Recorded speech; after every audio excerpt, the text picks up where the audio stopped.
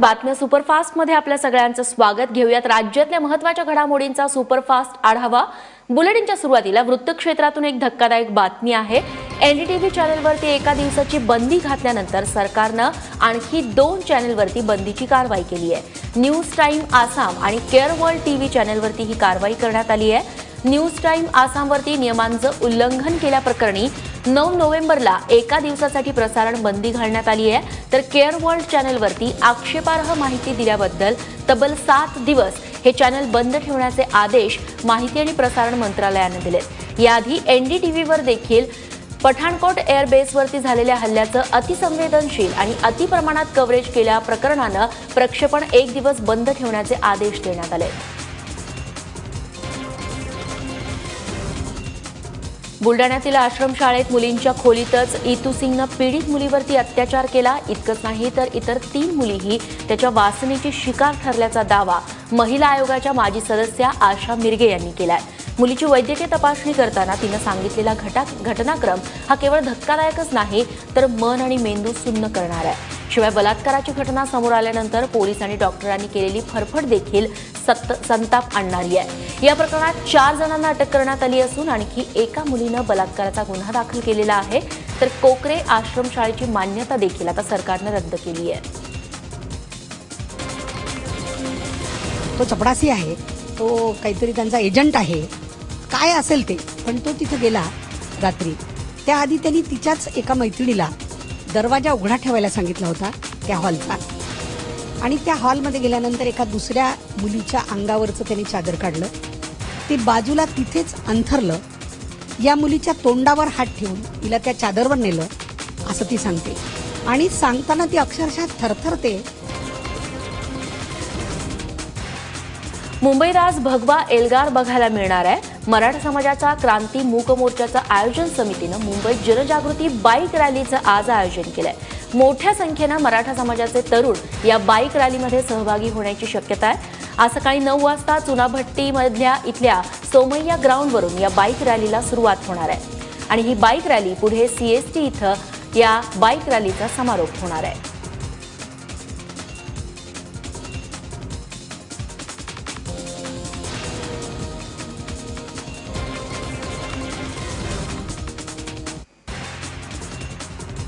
दरम्यान धुळ्यामध्ये केंद्रीय दळणवळण मंत्री नितीन गडकरींचं भाषण सुरू असताना मराठा आरक्षणासाठी फलकबाजी केली. यावेळी मराठा आरक्षणासाठी फलक फडकवणारे 2 कार्यकर्ते आहेत, त्यांना पोलिसांनी ताब्यात घेतलं. धुळ्यामध्ये नितीन गडकरी यांच्या हस्ते विकास कामाचा शुभारंभ झालाय. यावेळी फलक झळकवण्यात आले. गेल्या काही दिवसांपासून मराठा आरक्षणासाठी मूक मोर्चे निघतायत, पण पहिल्यांदाच अशी फलकबाजी करण्यात आली आहे.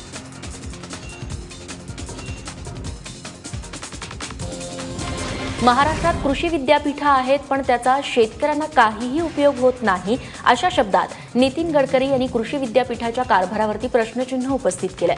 नाशिकमध्ये रस्त्यांच्या कामाचा शुभारंभ झाला, त्यावेळी नितीन गडकरी बोलत होते. तर लक्ष्मी दर्शन झाल्याशिवाय ड्रीप योजना मिळत नाही असं सांगून त्यांनी सरकारी योजनेत होणाऱ्या भ्रष्टाचारावर देखील भाष्य केलंय. नेहमी म्हणतो आमच्या युनिव्हर्सिटीत तुमचा आमच्या जिल्ह्याच्या विकासात काय योगदान आहे? आमच्याकडे कोळसा आहे, तुमच्याकडे रिसर्च नाही. आमच्याकडे कापूस आहे, तुमच्याकडे रिसर्च नाही. आमच्याकडे राखड आहे, तुमच्याकडे रिसर्च नाही. मग आमच्या इथे जे रॉ मटेरियल आहे त्याच्यावर तुमच्याकडे रिसर्च नाही, मग तुमचा उपयोग काय? फुकटाला महाग आहे तुम्ही. आमच्या भविष्यात जर तुमचा उपयोग नसेल तर तुमच्यावर आम्ही का खर्च करा?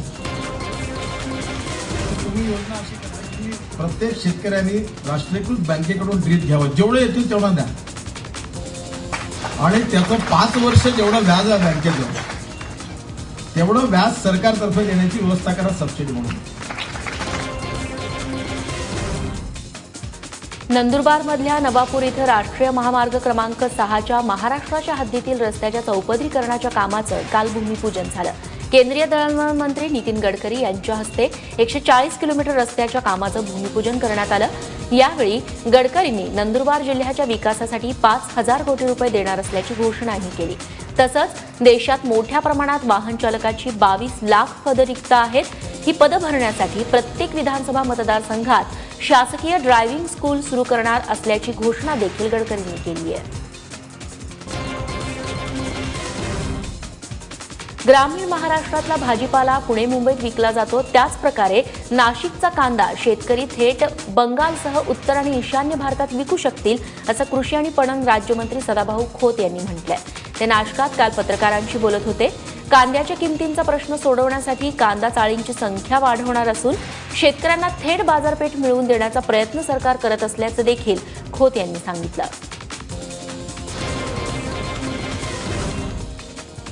औरंगाबादेत मिटमिटा तलावात 3 तरुणांचा बुडून मृत्यू झालाय. अनिकेत ढावळे आणि आशुतोष म्हस्के या दोघांचे मृतदेह सध्या हाती सापडले, तर प्रतीक ओमणेच्या मृतदेहाचा शोध अजूनही सुरूच आहे. तलावाच्या काठावरती बाईक आणि तरुणांचे कपडेही सापडलेत.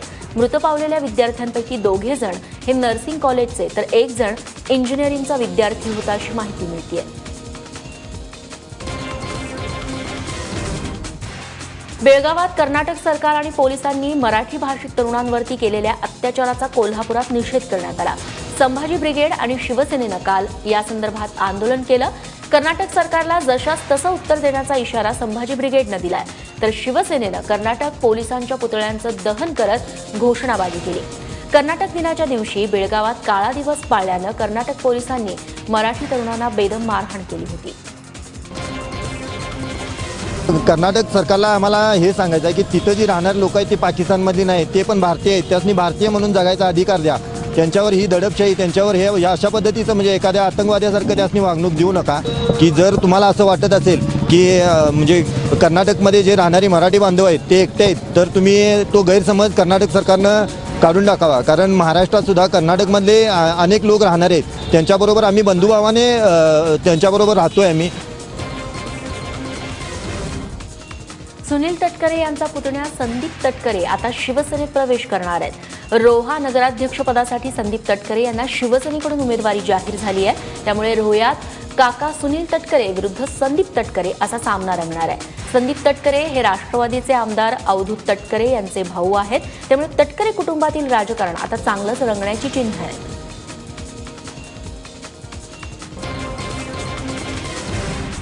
येत्या 19 तारखेला 6 जागांसाठी होणाऱ्या विधान परिषद निवडणुकीचं चित्र आता स्पष्ट झालंय.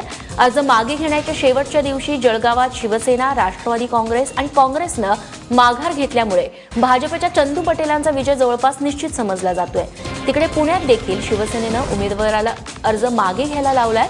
त्यामुळे पुण्यात काँग्रेस, राष्ट्रवादी, भाजप यांच्यात लढत रंगणार आहे. यवतमाळमध्ये राष्ट्रवादीनं अपक्ष बजोरियांना पाठिंबा देत काँग्रेसला तगडं आव्हान दिलंय, तर सांगलीत भाजपच्या युवराज बावडेकरांनी माघार घेतली आहे.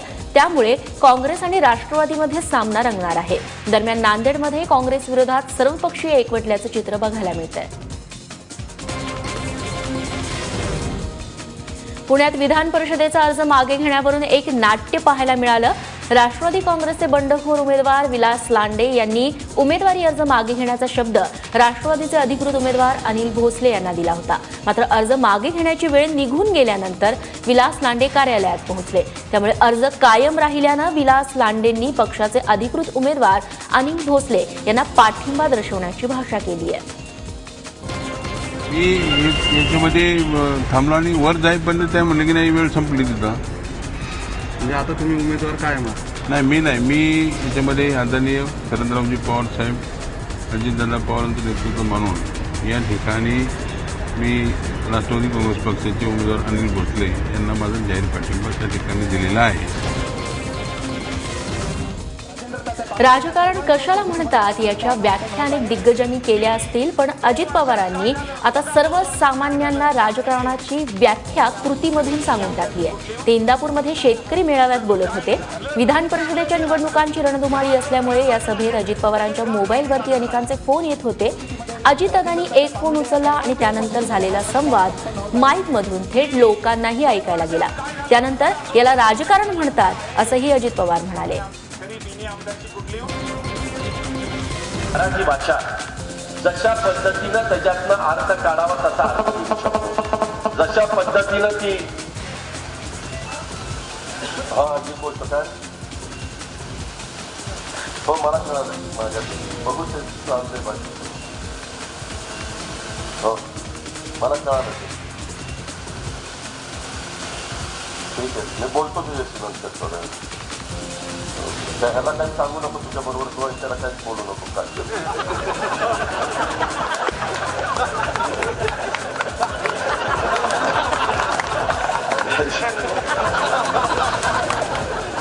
राजकारण त्यालाच म्हणतात.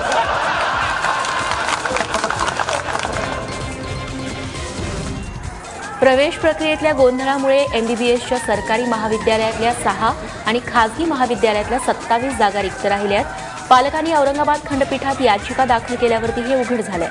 एका गुणासाठी रात्रीचा दिवस करणाऱ्या विद्यार्थी आणि पालकांवरती हा मोठा अन्याय आहे. महत्त्वाचं म्हणजे या रिक्त जागा भरण्यासाठी वाढीव वेळ देण्यास सर्वोच्च न्यायालयानंही नकार दिल्यामुळे राज्याच्या इतिहासात पहिल्यांदाच मेडिकलच्या जागा रिक्त राहणार आहेत. सुप्रीम कोर्टामध्ये राज्य शासनामार्फत पिटिशन दाखल करण्यात आलं होतं, परंतु राज्य शासनानं सुप्रीम कोर्टाने त्याला म्हणजे मान्यता दिली नाही आणि सांगितले की 30 सप्टेंबरनंतर राज्य शासनाची विनंती जी आहे त्याप्रमाणे 7 ऑक्टोबर केली होती. आता 7 ऑक्टोबरच्या पुढे वाढवायला नकार दिला त्याने. रिक्त राहिलेल्या जागा भरायला जी मुदत आहे ती वाढवायला नकार दिला. त्यामुळे मेडिकल डेंटलबद्दल पालकांची प्रवेश प्रक्रियेबद्दल कुठलीही तक्रार नाही आहे. अरबी समुद्रात उभारण्यात येणाऱ्या छत्रपती शिवाजी महाराजांच्या स्मारकासंदर्भात आढावा बैठक घेण्यात आली. या बैठकीला मुख्यमंत्री देवेंद्र फडणवीस, स्मारक समितीचे अध्यक्ष विनायक मेटे आणि इतर पदाधिकारी उपस्थित होते. जानेवारीपर्यंत टेंडर सबमिशनचं काम पूर्ण होणार असून लवकरच स्मारकाच्या कामाला सुरुवात होईल अशी माहितीही यावेळी मुख्यमंत्र्यांनी दिली आहे.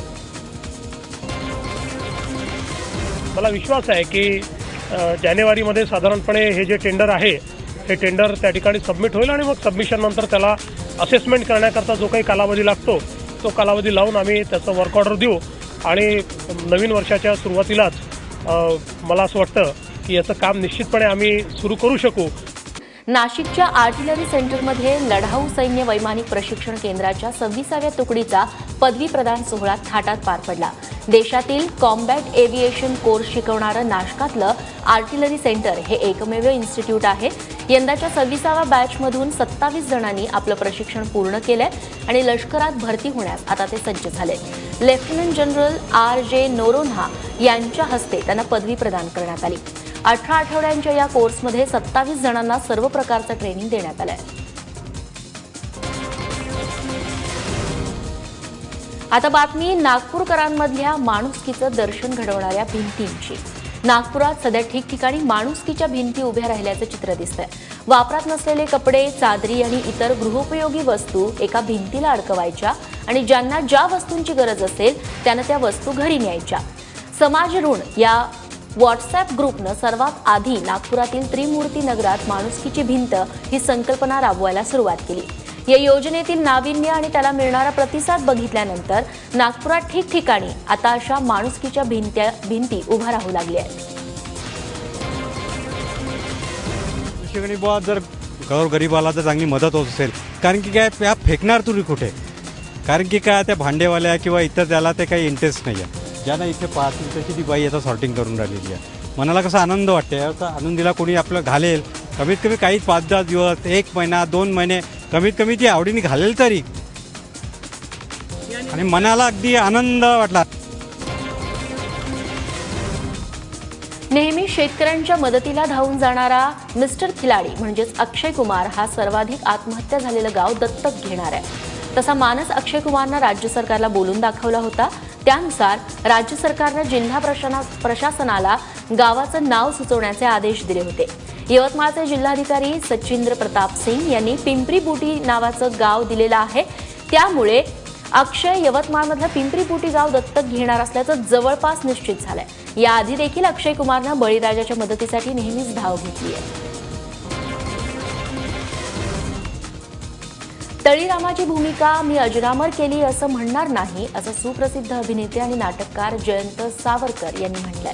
एकच प्याला हे नाटक जानेवारीपर्यंत पुन्हा रंगभूमीवर येईल आणि मी सुद्धा शेवटचे मोजके प्रयोग करणार असून मला विकृत आणि विद्रूप स्वरूपात कला दाखवायची नाही, असं देखील जयंत सावरकर म्हणाले. काल सांगलीत अखिल भारतीय नाट्य विद्या मंदिर समितीद्वारे देण्यात येणारा विष्णुदास भावे गौरव पुरस्कार जयंत सावरकर यांना प्रदान करण्यात आला. यावेळी ते बोलत होते. संग्रामाची भूमिका मी अजरामर केली असं मी म्हणणार नाही. हे सगळं त्याच्यापूर्वी इतके दिग्गजांनी ते केलं.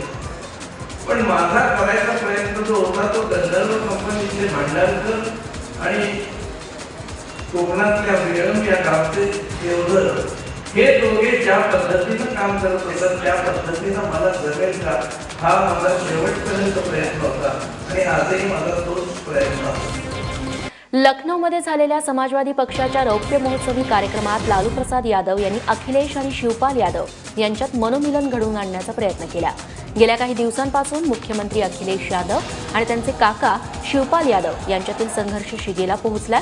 मात्र लालू प्रसाद यादवांनी जाहीर व्यासपीठावरती या दोघांना हात मिळवणी करण्यास भाग पाडलं. इतकंच नाही तर यावेळी अखिलेश चक्क खाली वाकून शिवपाल यादव यांच्या पायाही पडले. त्यानंतर शिवपाल यादव यांनी आपल्या भाषणात अखिलेश यादव यांच्या कामाची मुक्तकंठानं प्रशंसा केली. अखिलेश आणि शिवपाल यादव यांच्यातील वादाच्या पार्श्वभूमीवर उपस्थितांसाठी हा नजारा आश्चर्याचा धक्का देणारा ठरला. हम सब एक हैं और गलतफहमी में कोई मत रहना दो. दूसरे पार्टी के लोग, जिस समाजवादी पार्टी के लोग आपस में लड़ गए, अरे कहाँ लड़ गए? महाभारत भी हुआ था तो अपना परिवार में हुआ था और दूसरे जगह हुआ था. दूसरा कौन लगता है हम लोगों को? जर खेळासाठी भारतरत्न आहे तर रंगभूमीसाठी का नाही असा सवाल ज्येष्ठ कवी आणि गीतकार गुलजार यांनी केलाय. तसंच ज्येष्ठ रंगकर्मी विजया मेहता यांना भारतरत्न देण्याची मागणीही त्यांनी यावेळी केली आहे. विजया मेहता यांच्या बाई एक रंगपर्वाचा मनोहर प्रवास या पुस्तकाचं काल गुलजार यांच्या हस्ते प्रकाशन पार पडलं. यावेळी ज्येष्ठ समीक्षिका डॉक्टर विजया, राज्याध्यक्ष आणि नाटककार महेश एलकुंचवार देखील उपस्थित होते.